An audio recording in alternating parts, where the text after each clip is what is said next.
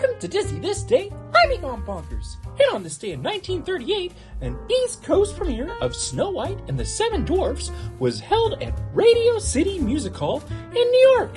It was the first Disney picture shown at the Radio City and ran for 5 weeks.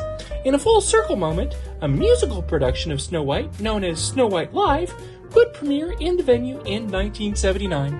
Its success saved the Radio City Music Hall from being torn down. Pretty cool. Did you know that? I didn't. Anyway, have a magical day.